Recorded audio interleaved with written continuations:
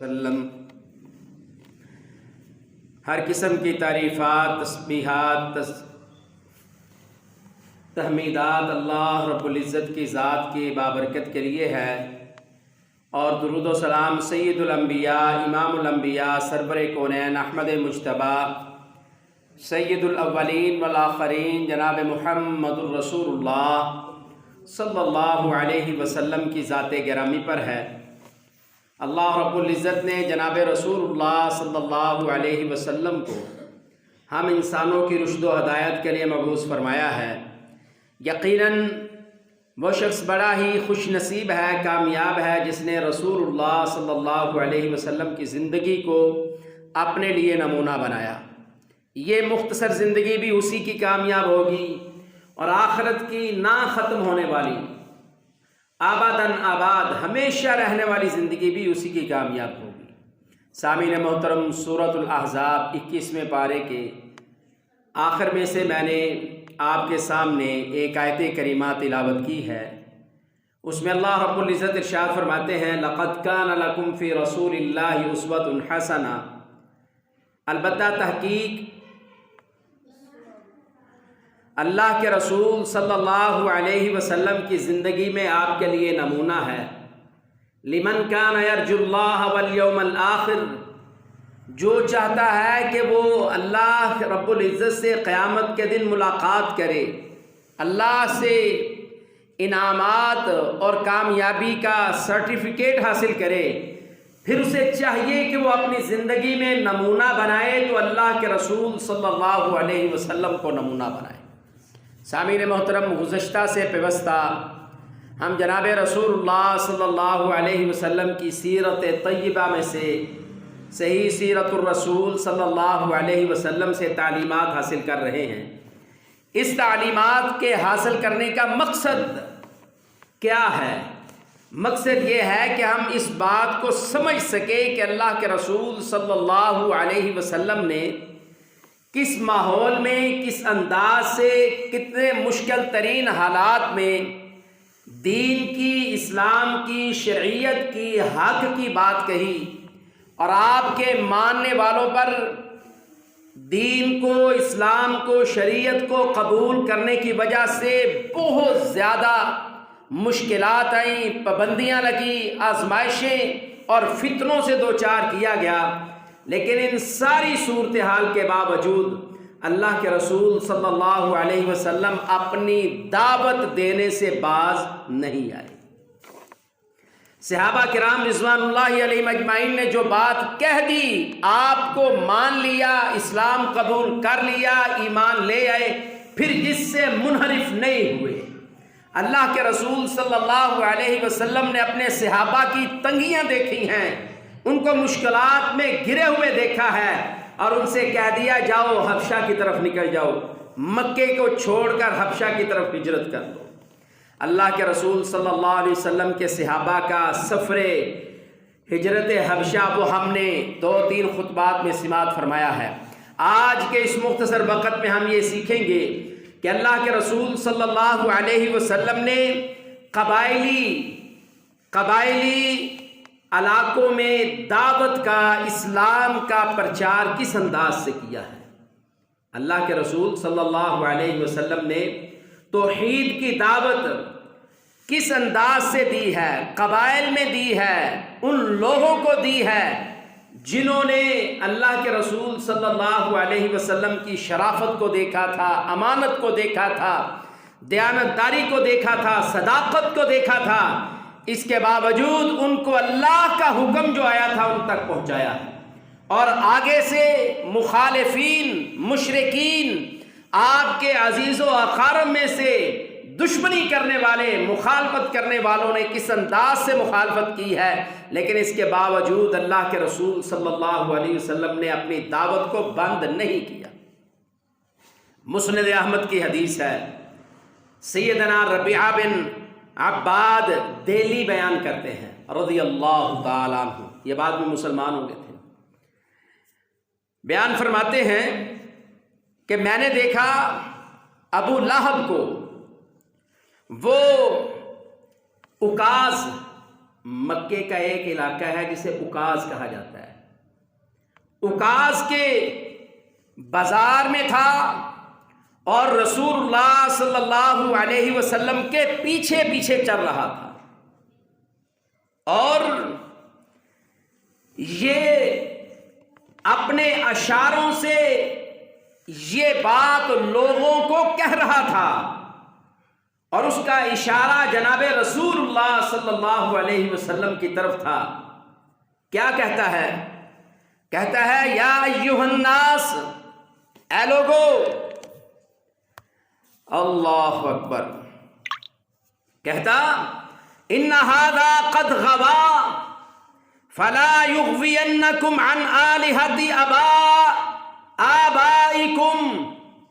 یہ ابو لہب جو بڑا خوبصورت دراز قد زلفیں رکھی ہوئی تھی، خوبصورت چہرہ ہے، اور لوگوں کو اکاز کے بازار میں رسول اللہ صلی اللہ علیہ وسلم کی طرف اشارے کر کے لوگوں سے مخاطب ہو کر کہہ رہا ہے یا ایھا الناس، اے لوگو، ان ھذا قد غوا. کہتا ہے لوگو، یہ جو شخص ہے، اشارہ کس کی طرف کرتا؟ رسول اللہ صلی اللہ علیہ وسلم کی طرف. کہتا ان ھذا قد غوا. لوگو، یہ جو شخص ہے نا، یہ بھٹک چکا ہے اپنی اصل راستے سے. یہ بھٹک چکا ہے، مطلب یہ ہمارا دین چھوڑ چکا ہے. اور کہتا کیا؟ فلا یغوینکم عن آلہۃ آبائکم. کہتا لوگو، ایسا نہ ہو کہ تم اس کے بہکاوے میں آ جاؤ اور یہ تمہیں تمہارے آباء و اجداد کے معبودوں سے تمہیں یہ بھٹکا دے. کتنی فکر کی دعوت دے رہا ہے ظالم. بدبخت، آج ہمارے اس معاشرے میں ابو لہب کے نام کا بڑا چرچا کیا جاتا ہے اور کہا یہ جاتا ہے کہ اس نے فلاں موقع پر خوشی کی تھی، اس نے جشن منایا تھا، اس نے لونڈی کو آزاد کیا تھا، ہم کیوں نہ خوشی منائیں. اور ظالموں، کب سمجھو گے؟ اللہ کے دین کا یہ دشمن تھا، بہت بڑا دشمن تھا. اور تم نے قرآن نہیں پڑھا؟ قرآن نے ابو لہب کے اتنا زبردست انجام بیان کیا ہے اور خطرناک اور گندا ترین انجام بیان کیا ہے. تم ابو لہب کی دلیل دیتے ہو؟ سنو، اللہ کے رسول صلی اللہ علیہ وسلم اکاز کے بازار میں دعوت دے رہے ہیں اور یہ ظالم سگا چاچا ہے اور پیچھے پیچھے چل رہا ہے اور لوگوں سے کہتا ہے یا ایھا الناس ان ھذا قد غوا. لوگو، یہ جو شخص ہے، اس کا اشارہ جناب رسول مکرم صلی اللہ علیہ وسلم کی طرف ہے. قد غوا، یہ اپنے دین سے بھٹک چکا ہے. فلا یغوینکم عن آلہۃ آبائکم. کہیں ایسا نہ ہو یہ تمہیں تمہارے آباء و اجداد کے معبودوں سے یہ تمہیں بھٹکا دے، گمراہ کر دے. عباد بن ربیعہ دہلی کہتے ہیں میں نے لوگوں سے پوچھا، ایک روایت میں ملتا ہے میں نے اپنے ابا جان سے پوچھا، وہ بھی مسند احمد کی ہے. کہتے ہیں میں نے پوچھا کہ یہ جو پیچھے پیچھے شخص چل رہا ہے یہ کون ہے؟ لوگوں نے کہا یہ ابو لہب ہے اور جو آگے آگے لوگوں کو توحید کی دعوت دے رہا ہے وہ محمد الرسول اللہ صلی اللہ علیہ وسلم. وہ بھتیجا ہے، یہ چاچا ہے. اور آج لوگوں نے چچے کے نام کا دین بنا کر لوگوں کو گمراہ کیا ہوا ہے. انا للہ و انا الیہ راجعون. اگر ہم نے قرآن سے محبت کی ہوتی، ہم نے حدیث سے محبت کی ہوتی تو ہمیں یہ بات سمجھنے میں مشکل نہ آتی کہ قرآن نے تو ابو لہب کی اتنی زیادہ مذمت کی ہے، قرآن میں کسی اور کی اتنی زیادہ مذمت ہوئی نہیں ہے. آپ کہیں گے وہ کیسے؟ یہ بچے کو صورت یاد ہے. اللہ رب العزت فرماتے ہیں اعوذ باللہ من الشیطان الرجیم بسم اللہ الرحمن الرحیم تبت یدا ابی لہب وتب۔ ایک موقع پر ابو لہب نے یہ بات کہا جناب رسول اللہ صلی اللہ علیہ وسلم سے ناراض ہوتے ہوئے، آپ کی دعوت سے ڈر کر، آپ کے عزت اور مقام کو گھٹانے کی، کم کرنے کی ناکام کوشش کرتے ہوئے اس نے کہا تھا، اے میرے بھتیجے محمد صلی اللہ علیہ وسلم، نعوذ باللہ وہ کلمات زبان سے نکالنا زیب نہیں دیتے، لیکن اس لیے کہہ رہے ہیں کہ اللہ نے قرآن میں اس کو بیان کر دیا ہے۔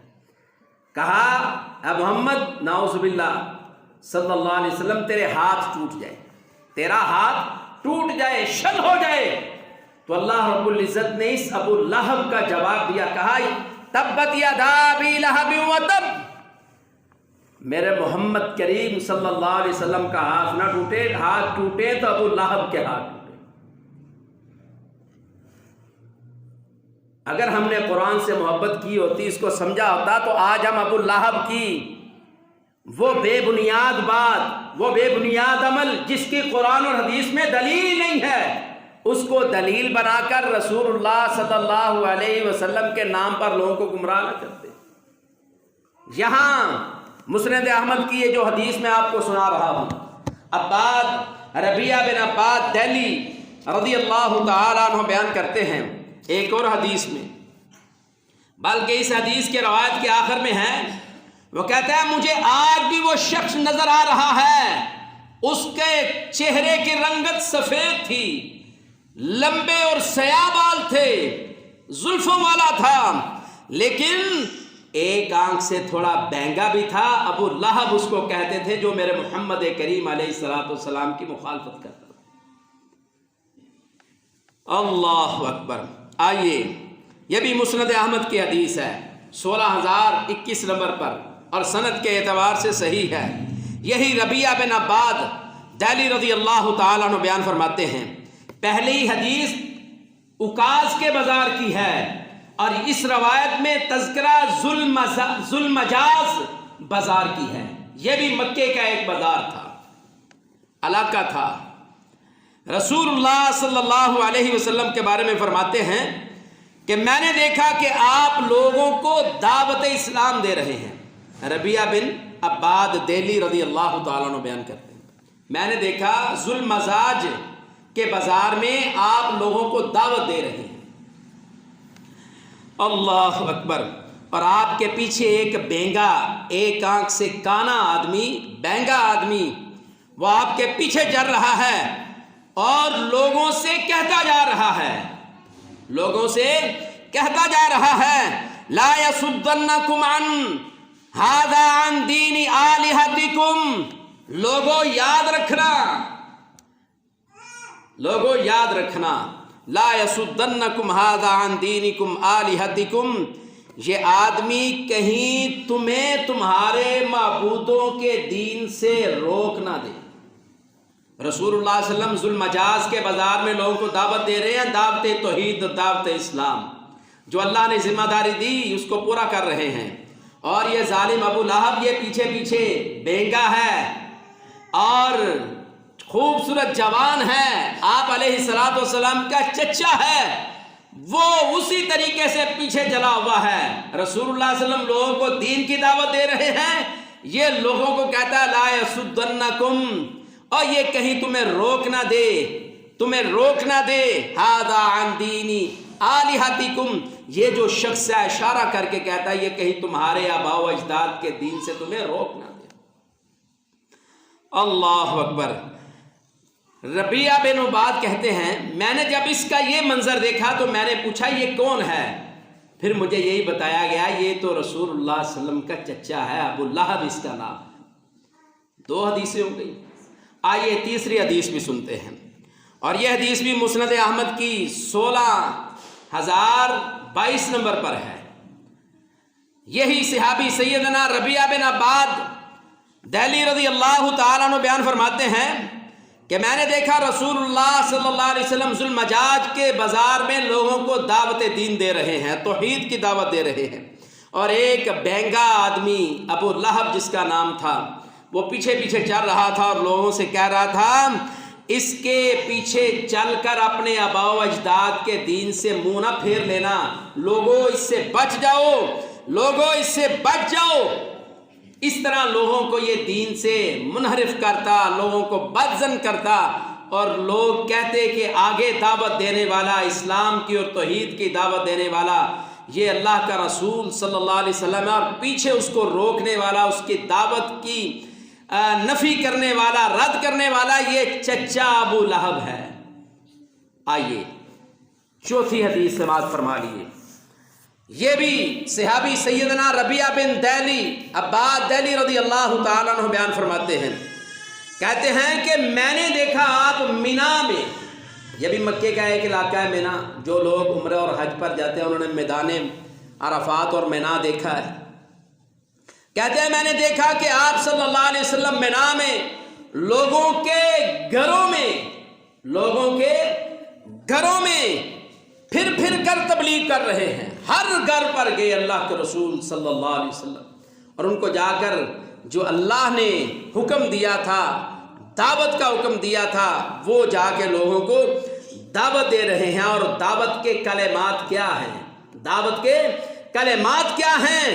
سیدنا حضرت ربیعہ بن عباد دہلی رضی اللہ تعالیٰ عنہ بیان فرماتے ہیں، کہتے ہیں اللہ کے رسول صلی اللہ علیہ وسلم لوگوں سے مخاطب ہو کر فرما رہے تھے، کہا ان اللہ یأمرکم، بے شک اللہ تعالیٰ تمہیں حکم دیتا ہے، لوگوں بے شک اللہ تعالیٰ تمہیں حکم دیتا ہے، ان تعبدوہ ولا تشرکوا بہ شیئا، وہ تمہیں حکم یہ دیتا ہے کہ تم نے عبادت صرف اس رب کی کرنی ہے جو اکیلا ہے، جس نے تمہیں پیدا کیا ہے، ولا تشرکوا بہ شیئا، اس کے ساتھ تم نے کسی چیز کو بھی شریک نہیں ٹھہرانا۔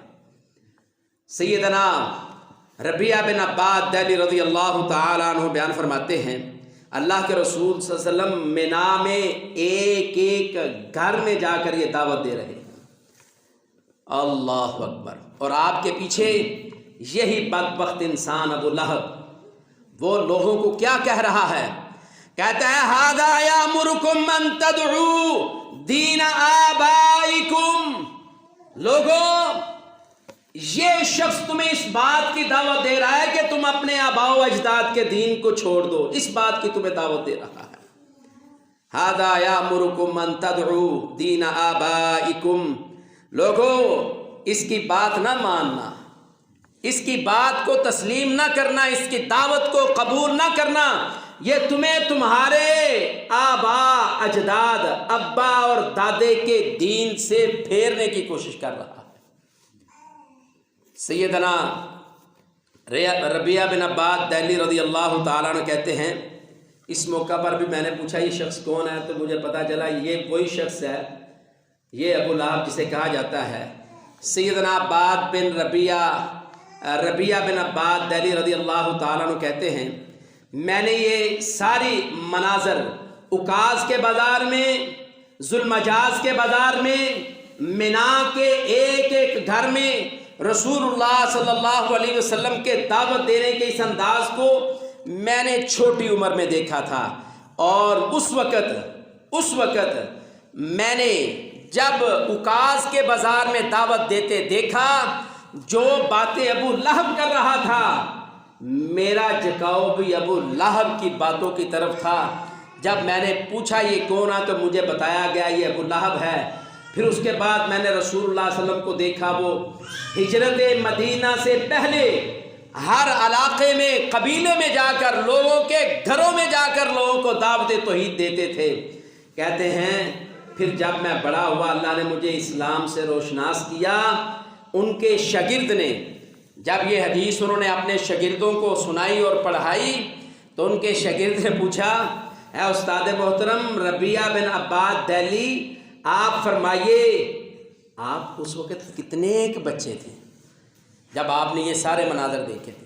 کہتے تھا میں بچہ، لیکن مجھے ان ساری چیزوں کو بڑی اچھی طرح ان کی پہچان تھی، آج بھی مجھے نظر آ رہا ہے، میں اس شخص کو دیکھ رہا ہوں جو اکاز کے بازاروں میں، ذوالمجاز کے بازاروں میں، منا کے ایک ایک گھر میں جس نے توحید کی دعوت اور اسلام کی دعوت دی تھی، اور آج بھی اس شخص کو میں اچھی طرح دیکھ رہا ہوں، مجھے وہ مناظر اچھی طرح یاد ہیں، وہ ابو لہب جو ہر موقع پر ان کے لیے رکاوٹ بنا ہے، لیکن اللہ کے رسول صلی اللہ علیہ وسلم نے کبھی اس کی مخالفت کی، کبھی کوئی پرواہ نہیں کی تھی، جو اللہ کا حکم تھا اس دعوت کو پہنچاتے رہتے۔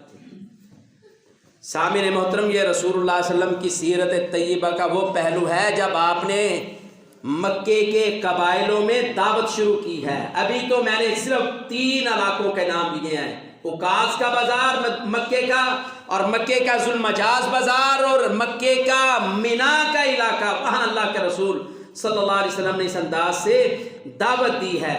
آج المیہ یہ ہے کہ اگر سچی بات آج بھی مسلمانوں کو بتائی جائے، وہ تو لوگ کافر تھے، مشرک تھے، جو اپنا مقابلہ سمجھتے تھے مسلمانوں کے ساتھ، اللہ کے رسول صلی اللہ علیہ وسلم کے ساتھ اپنا مقابلہ سمجھتے تھے۔ سنو میرے بھائیوں، میں کسی مسلمان کو اپنے مقابلے میں نہیں سمجھتا، میرے لیے ہر مسلمان عزت اور احترام کے لائق ہے، اس کی اتنی ہی حرمت ہے جتنی اسلام نے اس کی بیان کی ہے، اس کی میرے نزدیک اتنی ہی عزت ہے جتنی اسلام نے اس کی عزت بیان کی ہے۔ افسوس اس بات کا ہے کہ اگر آج بھی لوگوں کو سچی بات، حق کی دعوت اور توحید کی دعوت دی جائے تو آج بھی لوگ کہتے ہیں ساڈے وڈے وڈیرے ایویں کردے رہے نے، ہم کی کریے، انا للہ و انا الیہ راجعون۔ بھائیو، یہ جدید دور ہے، اللہ تعالی نے آسانیاں نازل فرما دی ہیں، ہر چیز میں وسعت آ چکی ہے۔ آؤ آج بھی اس دین کو سمجھنے کے لیے اگر کسی کے پاس وقت اور ٹائم نہیں ہے، اور حق بات یہ بات کہہ کے ٹھکرا دی جاتی ہے کہ میرے ابا جان یا ہمارے ماں باپ جس دین پر رہے ہیں، جس طریقے پر رہے ہیں، اسی پر رہیں گے، حق کو حق مانتے ہوئے تسلیم نہیں کرتے، یہ مانتے ہیں کہ یہ بات سچ ہے اور یہ بہتر معلوم ہوتی ہے، لیکن رکاوٹ یہ ہے کہ میرے ساڑھے وڈے وڈیرے دیتے نہیں چلے۔ تو بھائیو آؤ، میں کھلے دل آپ کو دعوت دیتا ہوں، میری